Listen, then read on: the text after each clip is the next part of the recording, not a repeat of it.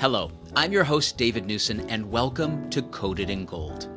This podcast explores the fractured, beautiful pieces of our modern life through compelling stories and conversations with exceptional individuals. Let's get started. Welcome. On today's episode of Coded in Gold, I sat down with Nick Little. Nick is a public school teacher in Oswego, New York, the town where I grew up. We first connected through the site DonorsChoose, which is a platform that allows individuals to donate directly to classrooms. In our conversation, we go through the exciting alternative solutions Nick uses in classes to engage students, the dire state of the current educational system, and how he is working to get even more deeply involved in his community by running for city council. This is a really important discussion, and I honestly had no idea what things were really like for public school teachers. So without further ado, let's jump right into my conversation with Nick Little. Welcome to the show, Nick. Really excited and happy to have you here today.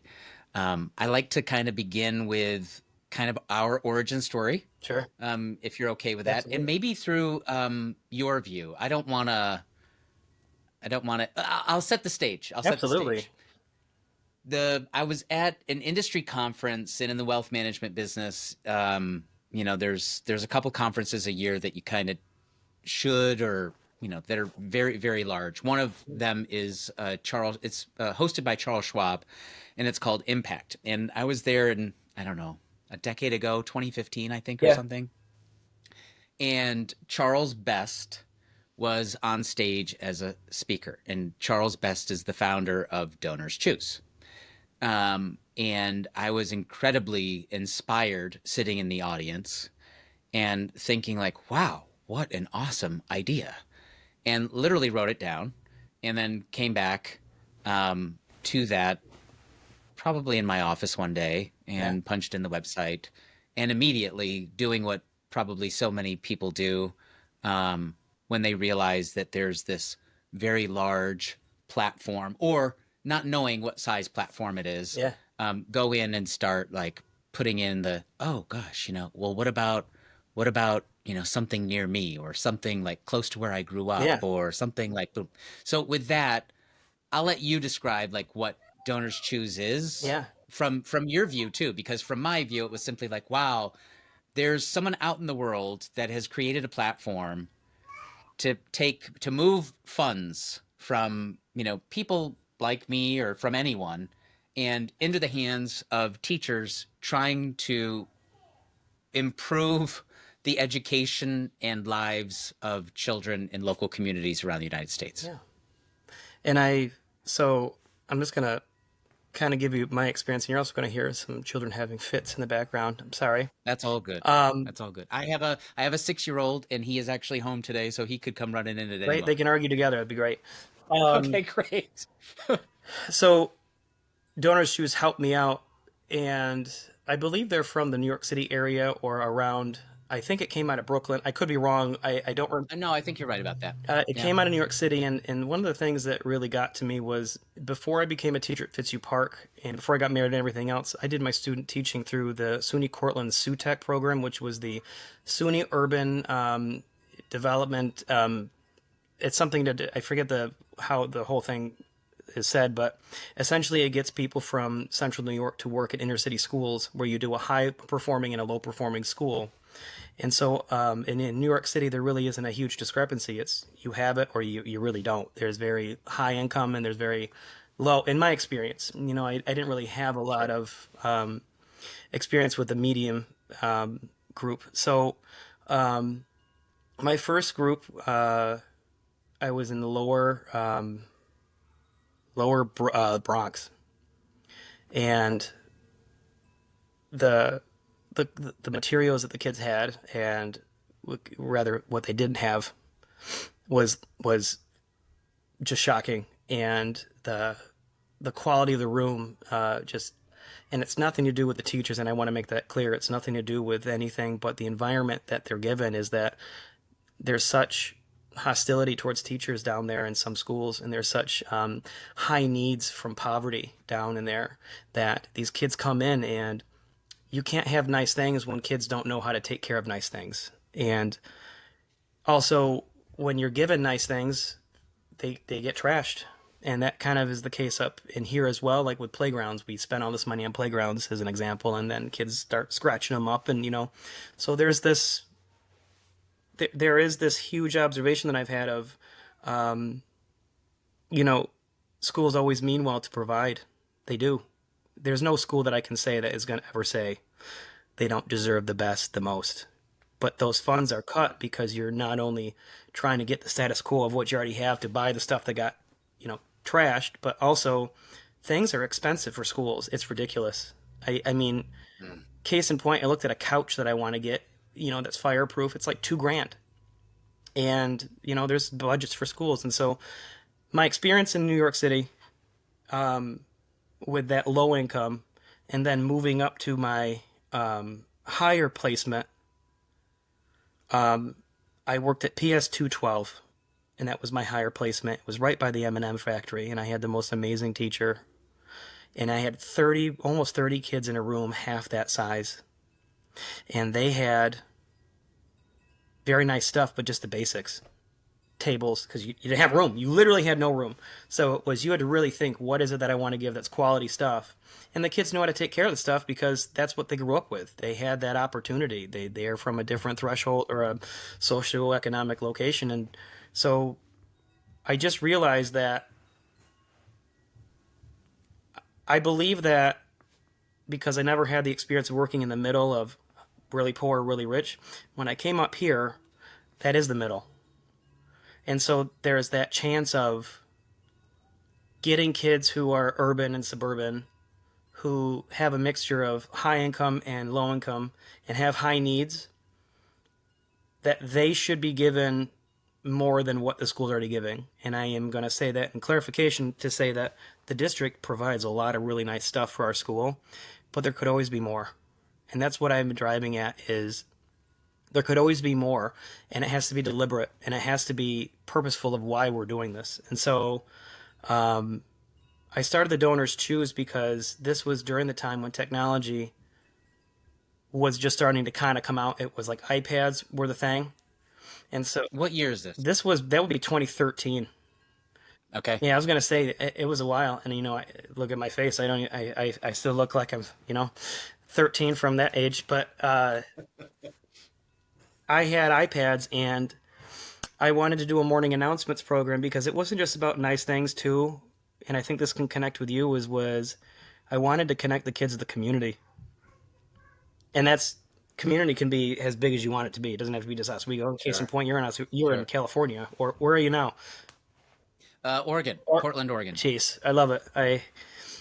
Yeah. I'm very jealous. But I will say there were kids who don't know, like, there's a lake, like, literally out our window you could see Lake Ontario.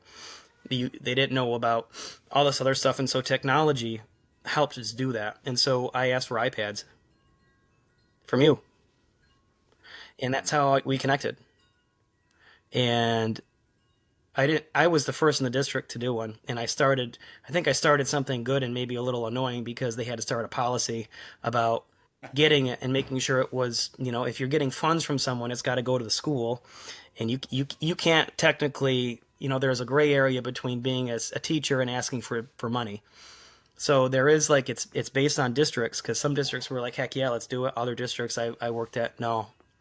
But that relationship that we had where we had the iPads, and then I had them actually meet you. You did you did a Apple Meet with us.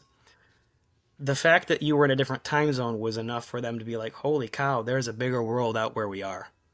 And it's those simple things. And it sounds so simple to a lot of the students, but there's a lot of people, but these students are, the irony is that I think technology is kind of in one way zapped them from, like, the reality of the bigger world, but on the other end, if it's used correctly, it enhances instead of substitutes the teacher and student relationship and educational experience.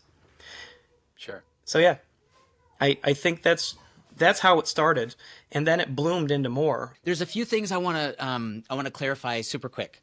And it's funny because being from New York originally and also being out of New York for so long, there's things that you mentioned and talk about that maybe not everyone will recognize, but like SUNY, like Oh, the SUNY system is the State yes. University of New York, right? Like Yeah, yeah.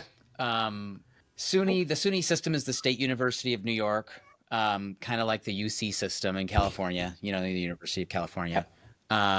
And we and within New York, you kind of talk about upstate and Oh, downstate, and yeah. then there's kind of New York City. And then sometimes people will say, like, where are you from? You say upstate. And some people think that means like, the Hudson Valley. And it's like, no, no, no, no, no. Yeah, yeah, yeah. Like the real upstate, like way Like we upstate, as actually let in, you cross the street without flipping you off. Yes, that upstate. Yes, that is upstate. yes, indeed. And I say town, but the city that you're in now is Oswego, New Yep. York, which is where I grew up. Yes.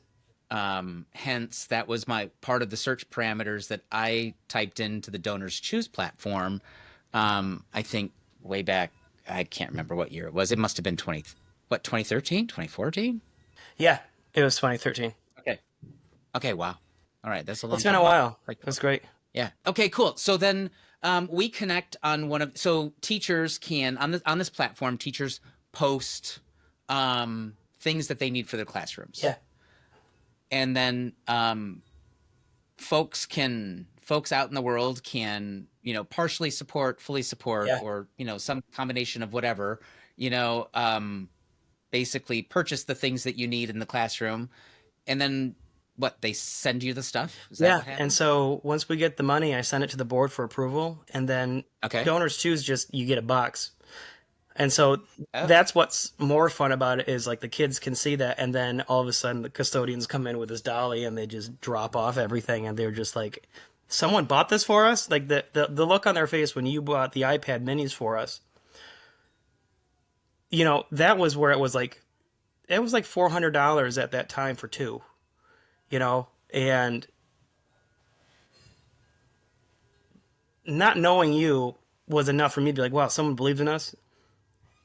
Put that on the kids. Do you know what I mean? Like these kids don't really get a lot, or they get iPads are like the Cadillac to them. It is about name brand to these kids. And so the mindset and the quality of the material that you provided changed their perception of not only their self-worth, but the importance of believing in yourself and seeing that this school is a part of something bigger. And it really, yeah. I grew up in Oswego oh gosh, I was oh, and it's also interesting fact. You were talking about Fitzhugh Park. Fitzhugh Park is an elementary school in Oswego. And it also happens to be the same elementary school that I went to from kindergarten until sixth grade. So, which again was why I was, kind of Yeah. interested in who's out there at my old elementary school, like that whole thing. Okay, so this happens. But I was in Oswego in the 1980s, which I think, Big change. oh yeah, the 1980s. I mean, just for our audience's sake, um, it was Boomtown in upstate New York in the 1980s. Like they were putting the finishing touches on 9 Mile Point 2, which is one of the, I think, three operating nuclear facilities in Oswego. Yeah. My dad worked at one of them, which is why we were there. And we lived out in the country, and my dad worked in a nuclear plant, but it was Boomtown. Things were, I mean, I remember, everyone was so excited when, like, oh, they're building a Wendy's, right? Like, oh my goodness, Wendy's is coming to town. And it was like, oh my goodness, like Arby's is opening. Oh my goodness, a new grocery store is opening. Oh my goodness, Walmart's coming to town. And it just kind of felt like there was a lot of things that growing up, it had been a really tiny town and it started to get larger. And I also think at that time, based on the agreements that the various industries Yeah. were bringing to town, I think part of that agreement was that they had to support and help subsidize the school system at that time. Yes. and the school system when I was a kid, like I have very fond memories of Fitzhugh Park, my teachers, the quality of education. Um, and I'm not taking pot shots Nope. at public Nope. educators by any stretch of the No, we imagination. know that.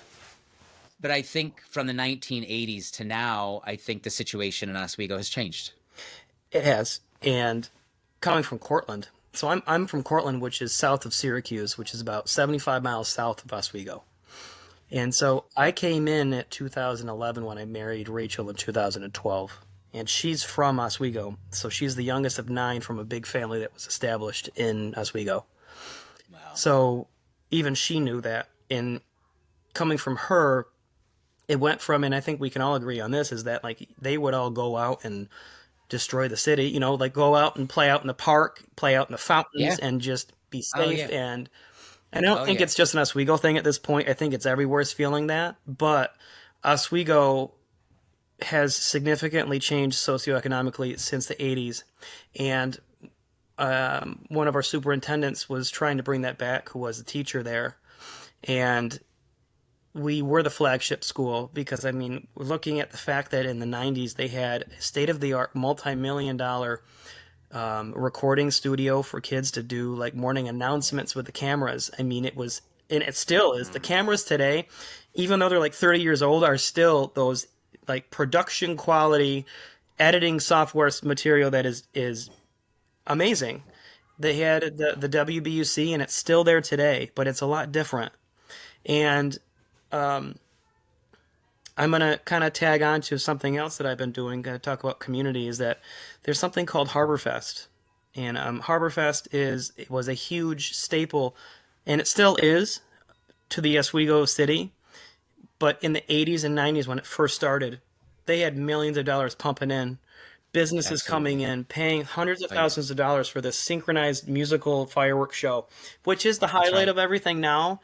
But Yeah. it went from family oriented to, I'm not going to lie, I took my parents here, and the first thing they saw was a woman crawling on the floor, barfing everywhere. I was just like, welcome to Oswego. Oh wow. So, and Yeah. it's not, and I'm not saying that to diss Oswego. I'm saying that is, unfortunately, people have fallen in such a hardship that family units and family activities are not what they used to be. And I think we're recognizing that because a lot of things are changing. They're doing a lot more family oriented programs. But I do agree. The quality of teaching had to change for the needs of the kids. And our teachers in this district, and I will tell you at Fitzhugh Park especially, they step up. And it was such an honor to be a part of that school. And I'm excited to see that people are still utilizing DonorsChoose to help kind of bridge the gap of quality, because a lot of the money goes to these curriculum programs that really give the kids what they need, because they need a lot. Our reading and our math scores are 30% proficiency, and that's a national epidemic right now. Oh, wow. And so having these types of programs that you and I met through mean a lot to a lot of teachers, because we have to focus on meeting the very basics of what you and I went through school and didn't really think it was that big of a deal, like reading and writing. Those weren't hard for us because I believe that we had, a different family style. And I believe this is a national epidemic now where kids aren't being given that at home as much. And so as teachers, we're forced to find materials, find tools, and find different ways that are not always conventional to ask for help. And hence DonorsChoose. So what happened after that? This started something huge for me. And I'm not trying to suck up to anybody here, but I am telling you, when I have someone believe in me, I go hard. I go all the way for stuff. And I want to, before I get into what happened next, I kind of want to talk about my experience as a student and why this really was something. And I follow your podcast and talk about, broken past and how it changes you. Mm. So I kind of want to talk about why this was, I think, meant to be, and why in the reality, in the grand scheme of my goals as an educator in any aspect or a role, is for the kids. I grew up in the 90s. I'm an 80s kid. Shocker. I am almost 40. I'm 36. No one knows it. And they're like, "You're a teacher?" I'm like, "Yeah, it's okay. It's okay." um, I struggled with ADHD, and this is during the 90s when teachers had the ability to essentially tell you that you should be on meds. And they didn't really tell you, but they suggested strongly, and it's actually illegal now I believe in most Oh, states. And I'm wow. not saying this to slight any teacher, but it's on one of my report cards. He has improved since taking his medication. If a teacher ever said that on a report card now, they'd probably be fired. And so this was also during the time when, right before No Child Left Behind Act started, it was ensuring that every student, regardless of abilities, was placed in a high quality learning environment instead of separated into special ed rooms. But here's the interesting thing is that they had, separated rooms for special ed during my time, and it was right when Bush started saying no, no more of that. Put them in the classroom and give them experience. I believe in that. I do. I believe that kids need to have that experience of asynchronous learning and learning with everybody. And I failed everything until 10th grade, and I had anxiety through the roof. I was the quiet kid. I was the nerdy kid. I had a complex about myself that was really terrible. I didn't know who I was. I was too shy to ask a girl out, and this was also during the time when people would say mean things like he's gay, and that was when it was really that was the time when it really started coming out. Like people were hitting you on every angle just because you're different, and Mm. that messed with me so bad. And it was in high school. I played cello when I was in third grade. I was playing with the high school. I couldn't do math or reading, but I could play the cello, and I loved it. And I Wow. didn't know how to count, and I got made fun of it all the time. I didn't know because I had to listen to the music and then I played it based on what I heard. And so my brain is differently wired, and I hated school and I hated math, but I loved to write. And so I struggled with going through not only Ritalin was coming out, that was the big one. Most of the kids were on Ritalin at that time. My weight was fluctuated. I lost so much weight. I'm not going to say who it was, but I idolized my orchestra teacher because she didn't put up with crap from me because I tried giving excuses, and she pushed me, and I was one of those kids who avoided everything in high school up till 10th grade. I wanted to sleep because the medication made me so tired. I didn't eat anything. I was scrawny. And the only thing I could do was play cello. And I learned to respect that. But, and I've never shared this with anyone else, and I'm open about this, is that she knew I was on medication and I trusted her. And she said in front of the whole class during a field trip, "You forgot to take your medication, go home." In front of about 60 kids. And I'm still resentful over that. And that's 20, 30 years ago. Sure.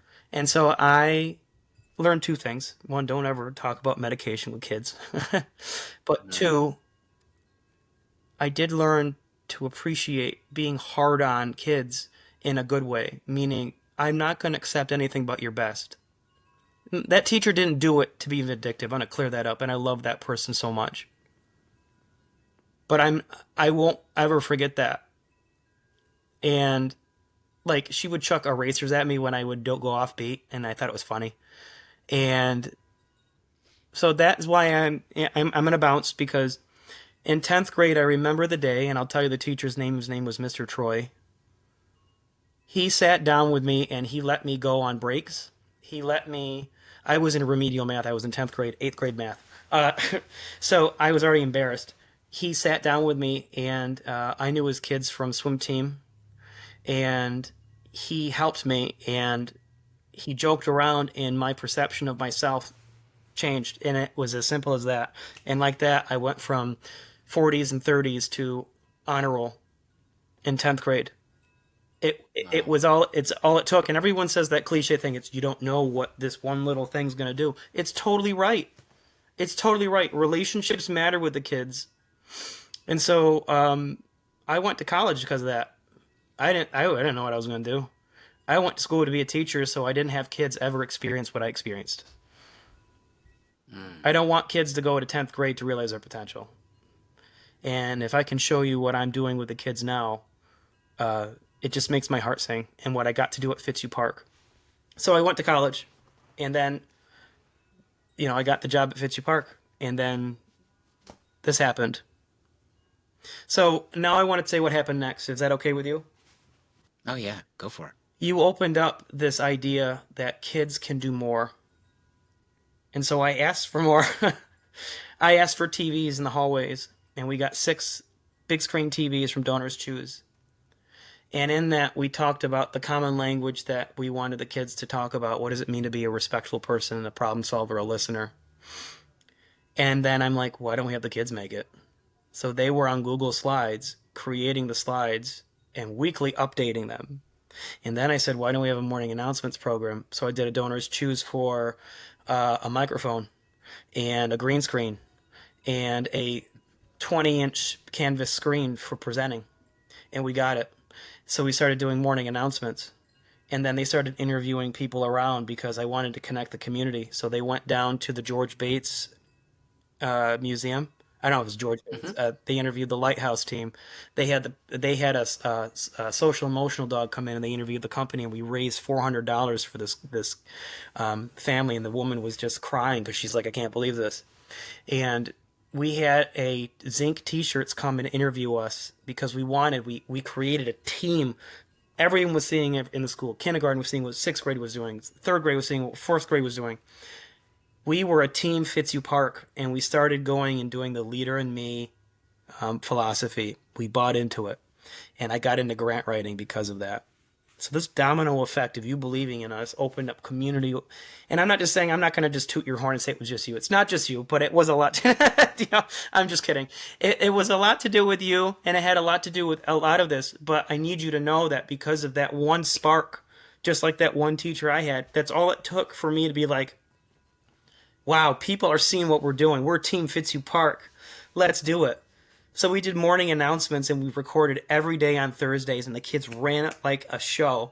And we got on national blog attention from the company that does our video editing program, WeVideo. Very cool. And so I want to share. I went into administration because of that. I wanted to change. I wanted that to be expanded at a higher level. That's very cool. So DonorsChoose, like today, still alive and well Yeah, I in schools? actually, my friend and I, we have a project because I am a minimalist approach, and that's what I do with minimal teaching. And so we are asking for furniture that will be used for the entire classroom. And it's standing desks. I have such squirmy kids, and I love them because that was me.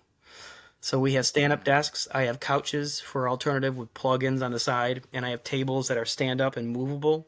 I want to get rid of the traditional set because I don't teach traditionally, and I believe that if people got that attention, these projects are definitely worth looking into. You know, so yeah, we have a lot going on. Riley Elementary does a lot of projects. We had our magazines filled. And I have a project on there right now, and if you have viewers on there that are looking to support, they can see that this isn't just something that I'm saying this is cool and shiny. This is applicable to my teaching style, and it's 21st century related rather than sit at a desk and do this. It's let's talk about it, let's bring it together, let's collaborate, let's project base this together and come up to our understanding. And I'm proud to say that I think my kids' scores are going to be very high this year, and that is a testament to not only their involvement with their education, but my willingness to let them be more a part of it. Sure. What's the Leader in Me program? Describe that a little bit. Yep, that is the 7 Habits of Highly Effective People. It's by Oh, Covey. Stephen Okay. Covey, and they have an organization. It's quite pricey for a whole school, but it is just an amazing idea, and it really is a philosophy, not a program of the to raise the whole child up. How are you proactive? How are you putting first things first? How are you really reacting to a situation? How can we act better? coupling that with our social emotional skills, it was such a wholesome approach to believing in everything we stand for as a school. And so we every year made Team Fits You shirts with a habit. Habit 7 was my last year there during COVID, and that was when I switched my jobs, putting first things first. And then, it was really cool. We had a lot of guest people come in and talk about it. We had a theme. We had conversations about what it means to be a leader. Students were engaging in the conversation of their grades instead of just getting the grades. It was, what am I doing to improve my grade? How can I improve my attendance? This opened up so many doors to communicating with families and the students. I want to talk a little bit about community. Yes. This is one of my, oh my goodness. It's something I think, ponder actually, fairly often. I worry about it. It's one of the things I think about a lot. I also worry about it a lot. Yes. My experience growing up was always felt a little bit different community wise because, I was being raised a Mormon was very insular is a bad word because but that was I I knew what community meant, Yeah. right? Like I had a very as prescribed as it was. It was a wonderful so what are the hallmarks of community, right? Connection, feeling of safety, ability to feel like you can be who you for the most part kind of who you are. Um, and it's some of the most connected, safest places I've ever felt. But then I've also noticed, my own experience through life is that I feel like we've witnessed an erosion of community Yes. on many, many levels. I mean, you fast forward to today and you can barely talk to your neighbors. I always find that, the saying is, it takes a village to raise a child. And, a lot of parents respectfully do put the blame on the teachers for a lot of things. And so if you want change in reading, if you want change in attendance, you want change in academics, it's not just us. It goes back to it's like, we feed the kids. We want them to come here. But it raised a red flag for me is like, is a school really just to provide the food? Like that's a big question too that we're starting to have is every kid deserves that, but the question is why is in my head and in my heart I feel why are we at that point where we have to have the responsibility, though it is important to do those things. Sure. Do you know what I mean? I hope I'm not sounding negative towards kids. I do want to make that clear, but so I started my first year teaching. The bookmobile started coming through. Joni Dane, or Joni Fitzgibbons, and Hope Mazeroski started creating this portable bus filled with books donated by the community, by Price Chopper, by Tops when it was there, by Walmart, it started with the big businesses that were not really mom and pop shops. And they drove to all the lower income areas of Oswego on a weekly basis, on a daily basis. And when I was getting my master's in 2013, my internship for community service was with the bookmobile. And I started looking at this. In the moment we went into, it was like Hamilton Homes, or not Hamilton Homes. It was one of those. It was a trailer park out in Scriba. Wait a minute, hold on. Yeah, Scriba is a town in Oswego. And my first paper route was in a trailer park in Scriba. Yeah. So I'm Hilltop? yes. There you go. Thank you, Hilltop. And I always think that as a teacher, when you go into any area, you should drive around and look before you apply. Not to deter you or whatnot, but to get a sense of what are you up against and what is it that you need to do to meet the needs of this community. And I will say that you Sure. don't see it in the city. You see some, decay here and there. Main Street is falling. Not in Oswego. I will be proud of that. Oswego City's Main Street's awesome. But you don't see it. The moment I took that ride and you had kids running out of the trailer with no shirt on, no shoes on, it was like you were in a third world country. And I'm not, I can't tell you what that felt like to me. These are kids I teach. And it's like Yeah. dirt roads, grass not cut, dog poop everywhere, and like doors dilapidated. Like this is us. And we'd read to them and we'd provide a snack. There was a snack donated every time, and they get a quality book. We're not talking like a dollar store book. We're talking like Harry Potter chapter books, Twilight books, and we had books for adults too.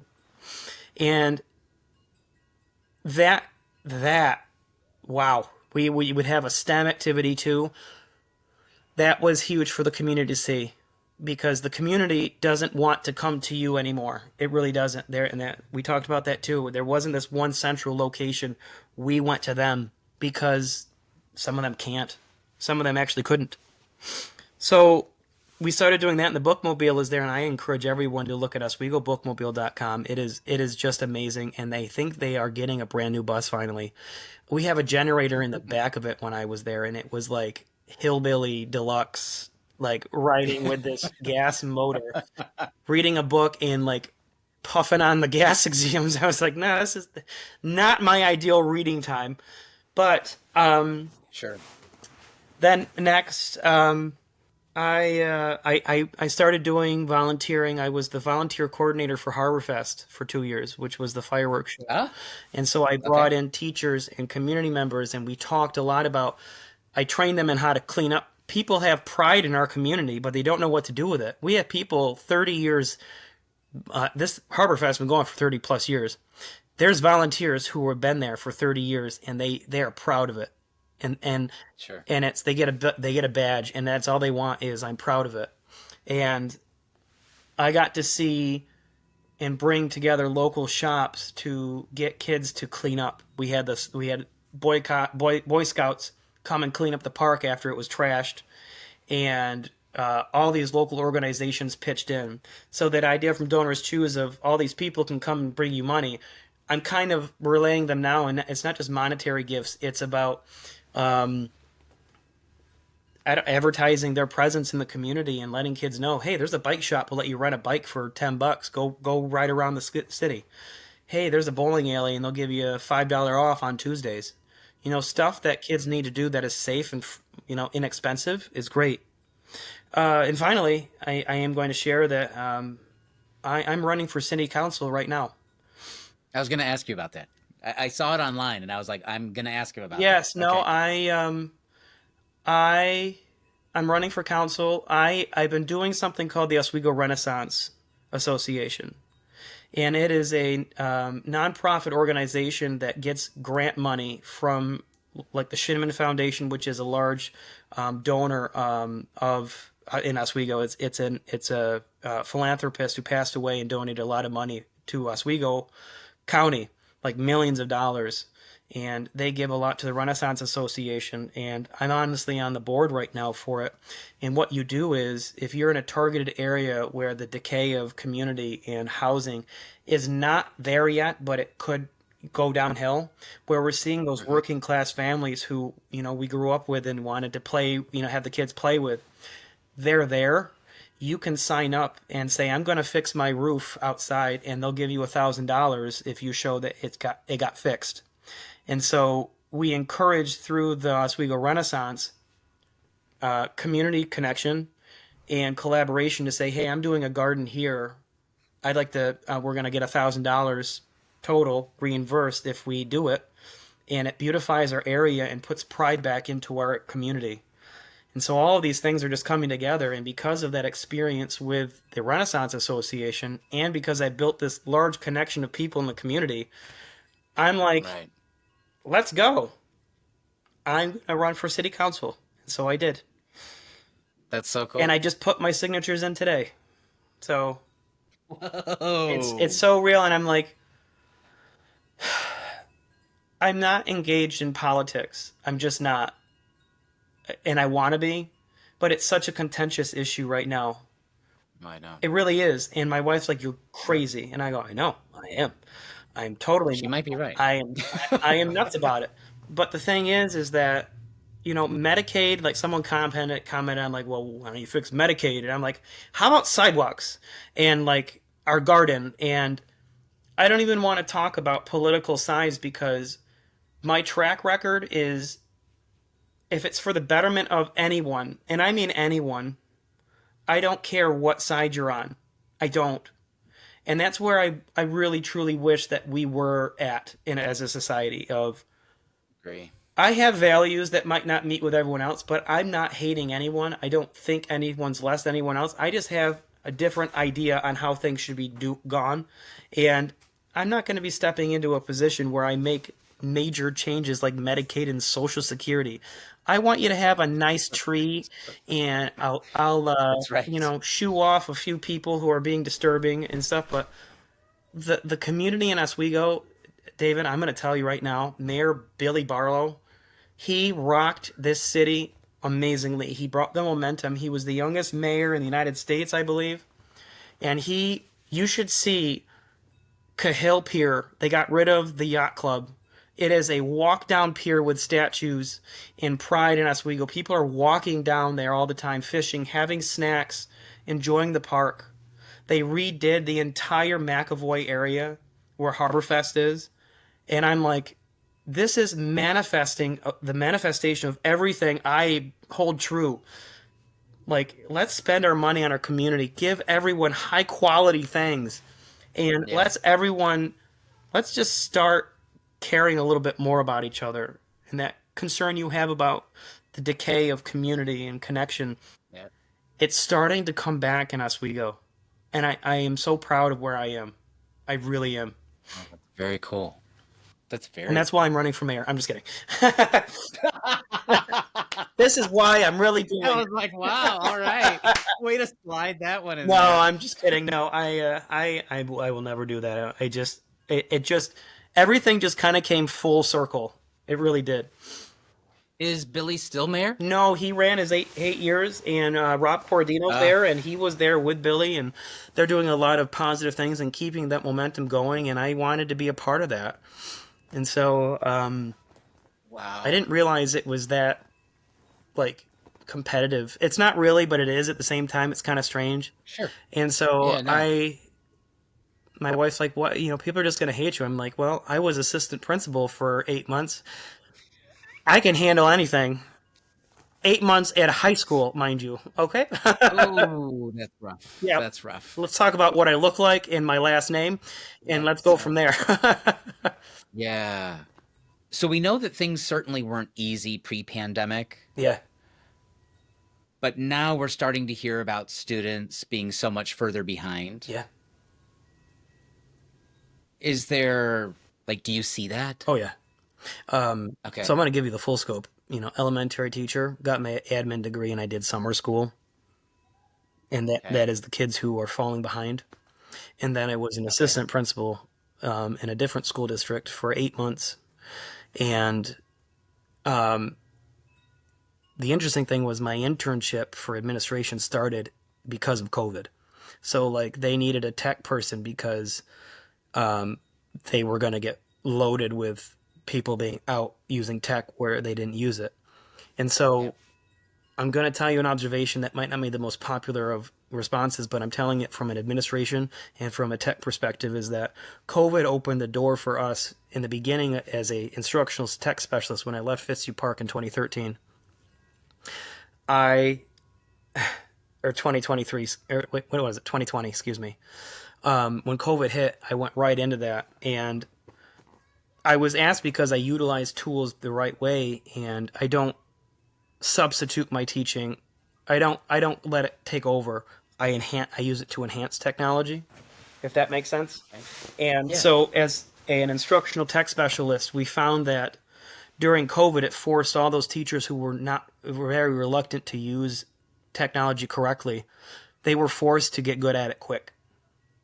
Mm. And so because of that shift, we were like, heck yeah, this is great. We're seeing them momentum, 21st century tools, we're getting them to, write, talk, type, collaborate. It became, in my opinion, I'm seeing it, especially in the secondary level, sit and answer a automated response question. Sit and answer this question so it grades it for you. And so the interaction between the teacher and the student is low. But I'm also going to add on to kind of justify a little bit of that. Technology has created zombies of children.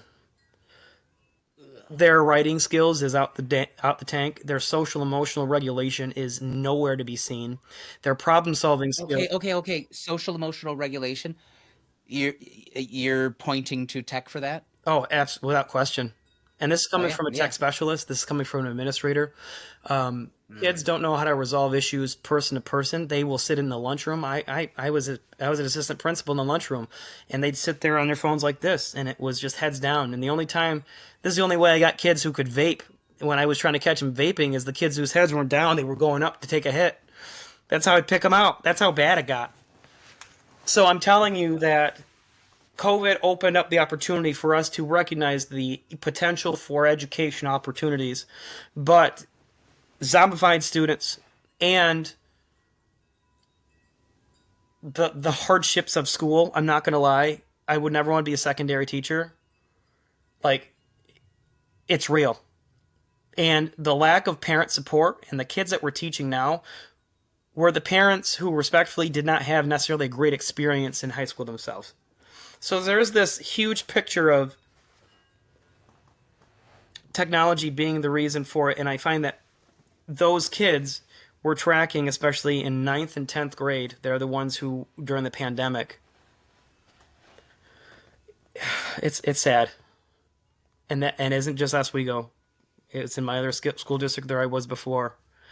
The amount of tests that as an administrator, so you have the Regents tests, which are going to go Regents tests for New York State.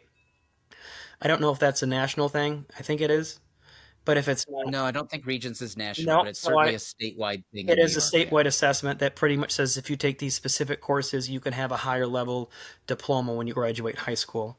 Um, there was such a threshold of acceptance of answers on the tests that as an administrator, when I was in my other district, we had over 400 or 500 kids.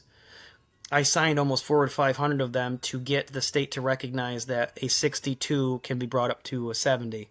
You know what I mean? Like, really, it was so bad that our educational threshold of what we determine as excellence brought down. Wow. Okay, so you're painting a pretty bleak picture of Yeah. student, Yes. yeah, students and engagement. I mean, my husband and I have a 6-year-old, so I think we're certainly in the mix of people that have read this book. Have you heard the book called Anxious Generation? Yes. Yes, I have. Yeah, I mean, like, Yeah. Yeah. hello. Yeah. And that's the one that as a parent, right, it kind of freaks you out because like here you are, you've got, well, you have 2 young kids. You look at them and and you're just like, oh my gosh, like, well, yeah, you're really in it right now with 2. So I don't know how you're doing it. No. So, Well. Yeah. but what's interesting is you start to look just a few years ahead and you begin to really, really worry. And you worry about like, oh gosh, we're already talking to parents. Like, how long can we hold out? Right. Like, I don't want to give my son a device. Like, how long can we hold out? Right. Like right now, we don't really put him on a screen. Yep. Like if we travel, a screen comes into play, but Yeah. it's really, really Correct. limited. But even that short exposure to it, that's all he wants.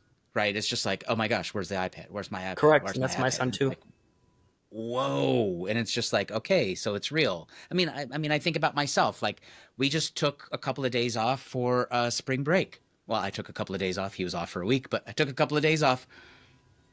It was really hard for me not to look at my phone. And it wasn't because I needed to look at my phone. I did not need to look at my phone. Bingo. Um, No, I was doing it right now. I was just like, you talked about your phone. I'm like looking at mine. yeah. It's just like, oh yeah, we're like, let me go get my like quick hit. So my question for you though is, with all of these changing dynamics and the attitude of parents changing towards educators, and I have a theory about that, which I have no idea if it's true or not, but I think our system of work, for example, there's a lot more pressure on parents than there ever has been in the past. Expectations are higher from a work standpoint, which means the kids are kind of getting well, the kids are getting smushed between, two forces. One, an educational system, and another, the Right. work system. And then the kid gets smushed. And by Well, extension, teachers get caught in that fray too. and yeah, could I add something to that real quick? Oh, yeah. You mentioned, the parents are, pushing on the kids for pressure. And I find that in the perfect world, that would be true. In my experience, it not necessarily is 100% true.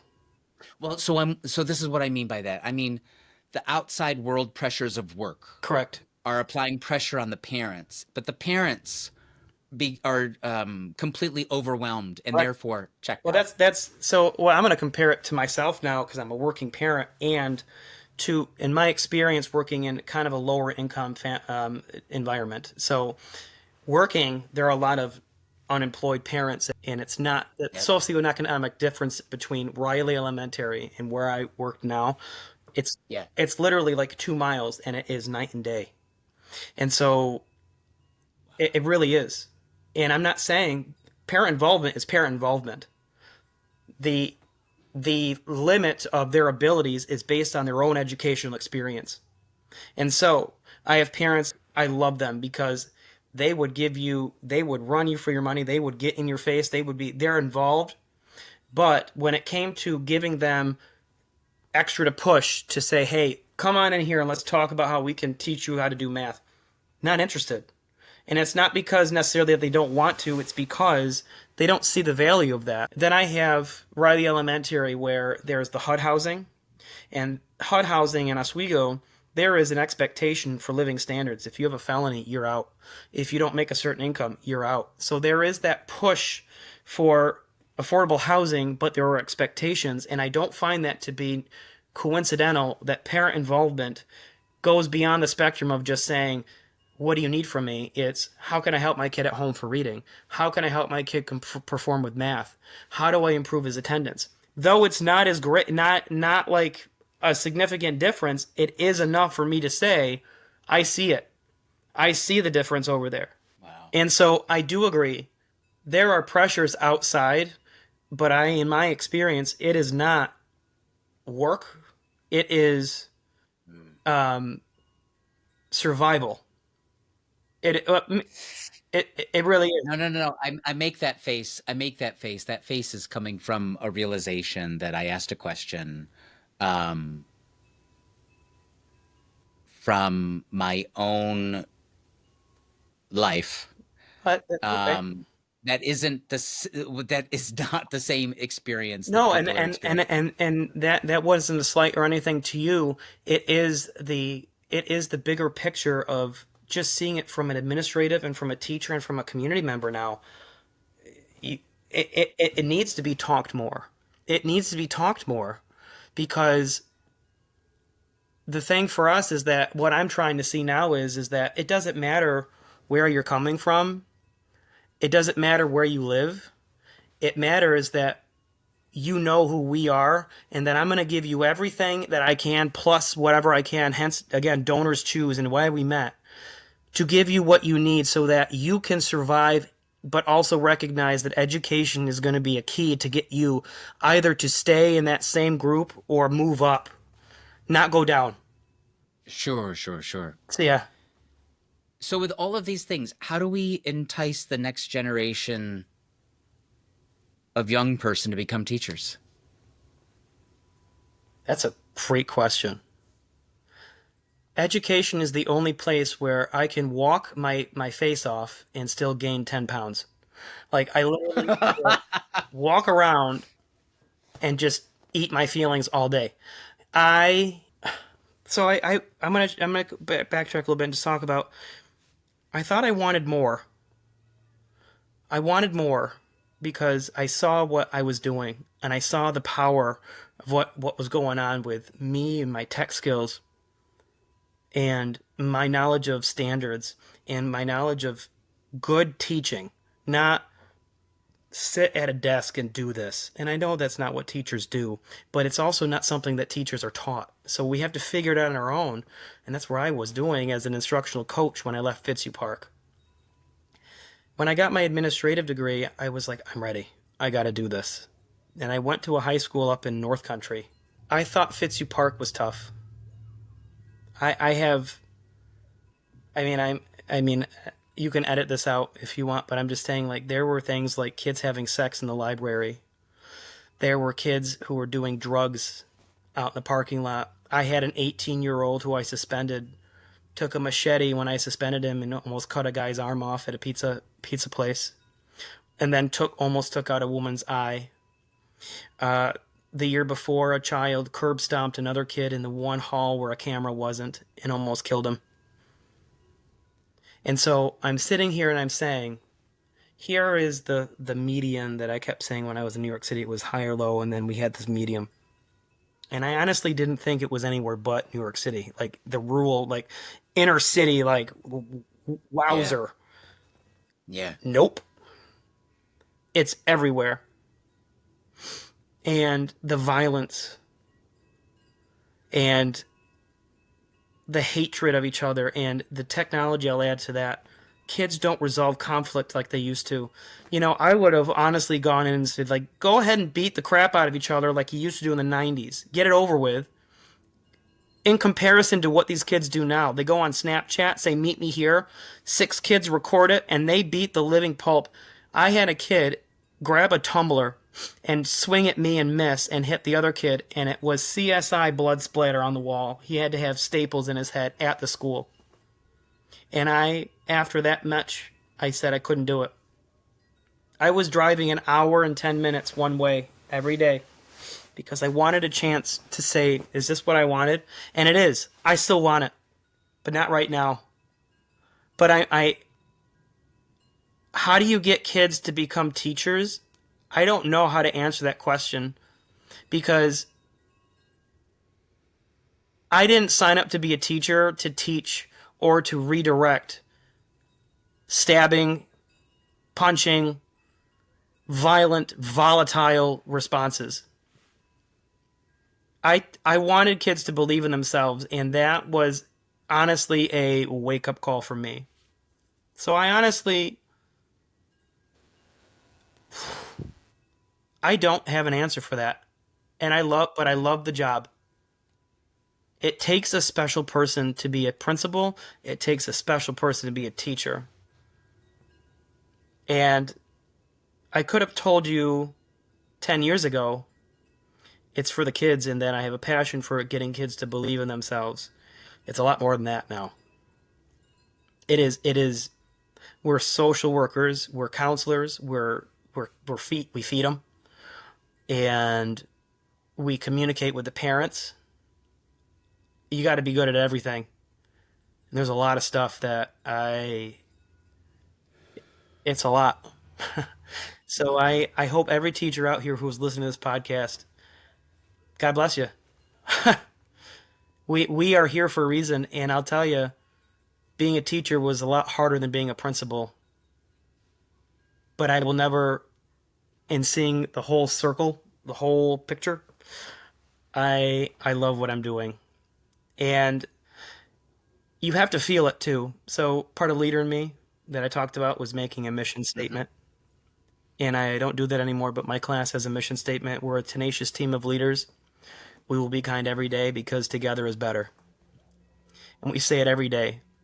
And so when I have a kid who comes in from a different school and she's got major sass issues, she's sassy. She wants to argue all the time. She can't tell me what a triangle is and she can't write. And then by the end of this year, she writes a full page and says, I'm a tenacious leader because I'm a reader and I'm a writer. It's the feeling you get when you see that kid do that. And so you have to experience it, and you have to know that it's not just about getting kids to know curriculum. It's about getting kids to believe in themselves, and that in itself is the biggest art of any craft. No master's degree is ever going to teach you that. Totally agree with that. What are some things that you'd like parents to know about your role as a teacher? It is not a 9 to 5 job. I will tell you, my coworker is one of the most amazing teachers I've ever met because we believe in project-based planning. And so we have a curriculum, so the job's really done for you. You get to plan, but it's not done for you. She is up at 3 in the morning, and it ticks me off to high heavens because she'll text me at 3 in the morning. What do you think of this? And I am the worst morning person in the world, and we're still collaborating, making these lessons, cutting out papers. I hate cutting paper. I hate cutting. I hate cutting. It's just so annoying to me. I hate cutting things, laminating, but you got to do it because the kids need it. And so it's my kryptonite. But I've learned that it's not a 9 to 5 job, and I it costs more than what you think, and we're worth every penny. I had a pizza party because the kids made their writing prompts, and it cost me $200. And I got a family to feed, but I will not disappoint those kids in pushing their efforts. And we're also human. And I also want parents to know that as an administrator, as principals were teachers too. And that in order for them to get to that level, they have to have such a deep love for who they are that maybe you should think before you speak if you're upset and look at the whole picture. And I really would love for them to have that entire scope of what the educational system is. Sure. And to piggyback on that, what are things parents can do to support teachers? Communicate with us. That is huge. And hold their kid accountable. I think that's another thing too, is what we're finding is that, I'll tell you from an assistant principal's position where all I dealt with was discipline. Well, I didn't know my child said that. You didn't know it was in the text that you were a part of. And so recognizing that it's okay to hold your son accountable if you value education, but also it's okay to be a parent and say, stop talking, and you need to be respectful right now. There is that break of once they hit high school, the things that I was called, the things that I've been called, the things that happened, you become quite callous. And it's so. Sure. But the other thing too is I want them to know is that I would rather work with an angry parent than I do with a parent who doesn't care. Because there is that initial feel, and I tell them that. And I think one of the biggest buy-ins that I had with parents as a relationship was I don't take it personally. And I keep coming back to my own experience as a high school kid. I hated school. I hated it. So naturally, if you had an even worse experience in school, I would probably be a jerk too and assume that the people who are telling you that your son or daughter is doing something not right, that I was doing something to kind of, get them caught in the action. By listening to them, it really eroded that feeling that they had towards me, and they started calling me Mr. Little instead of other other things.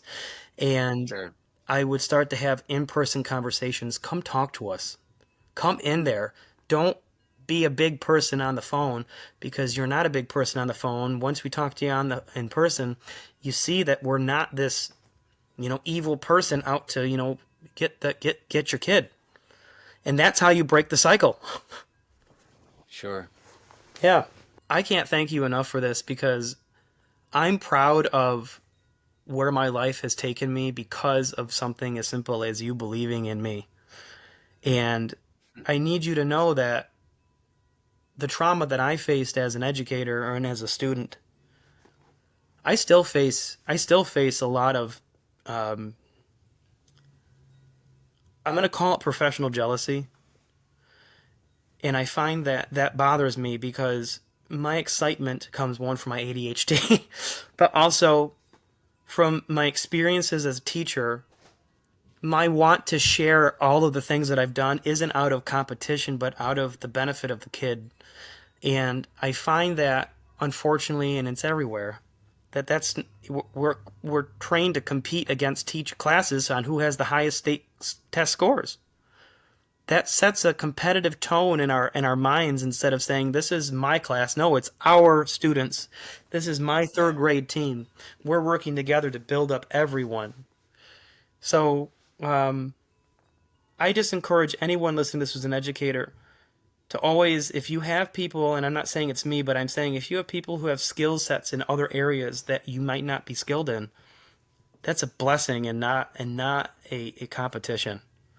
And I've learned to carry on because my stats and my data proves it. But that's not what I'm there for. and there to bring the highest of quality to everyone that is within my oversight. So I just can't thank you enough for giving me this opportunity to talk, and it means a lot to me. Well, it's been a pleasure. Now's the part where you get to plug any active projects. We'll link to them when we launch the Right. show as well. Thank you. But anything active that you want to plug, like let it rip. So yeah, I have a DonorsChoose project right now. I do want to have a 21st century classroom. It's around $7,000, and I know that's a big shot, but I have made it my choice now to say I'm not going back to administration. I'm staying in the classroom, and I want my kids to have flexible seating. They are the most rambunctious kids. It's going to be any group that I have. But I want them to have high quality furniture that meets the fire codes of New York State. We're very strict on all of that. And so I have standing desks for kids who need to move. I have flexible seating, and I also have couches. And I've already kind of worked with a lot of the furniture that we had from like the old lobby, but I'd like to have something that is not from the 1980s and, more modern. And I want to set that tone because the tech director did help me when I was a teacher in getting the idea going. And it stuck with me since, because when I was an administrator, I saw the power of flexible seating in high needs classrooms.